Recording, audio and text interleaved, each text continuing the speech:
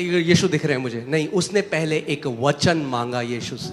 When Peter saw Jesus, he did not step out of the boat on his own. He asked for a word from Jesus. Even though he's looking at Jesus, हालांकि वो यीशु को ही देख रहा even है, though he's in the presence of Jesus, हालांकि वो यीशु की उपस्थिति में he ही did है, not step out of boat, but he said, "Give me a word first. If you will give me a word, I will walk on the water." वो नाव से बाहर नहीं कूद गया. उसने कहा पहले मुझे वचन दे, अगर तूने वचन दिया तो मैं पानी पर चलूंगा.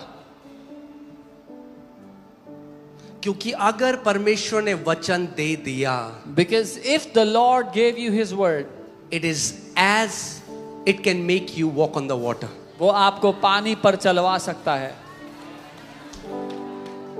Even though it feels like water, but you stand on a solid ground. हालांकि वो पानी जैसा लग रहा है, लेकिन ऐसा है जैसे आप ठोस जमीन पे खड़े हो. आप समझ रहे हैं मैं क्या कह रहा हूं? Some people think God is with me, so He's going to fulfill all my ambition.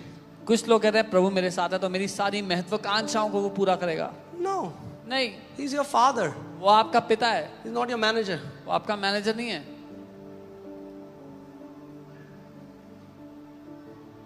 Hallelujah.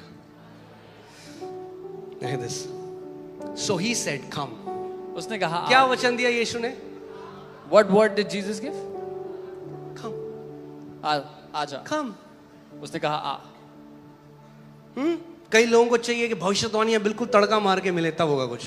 Some people want a very spicy prophecy for something to happen in life. Oh, what did Peter get? Peter को क्या मिला? Come. Uh. That's it. बस.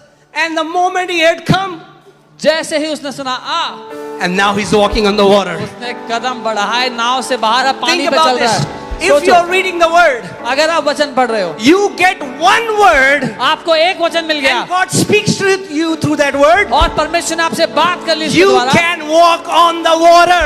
आप पानी पर चल सकोगे. Amen.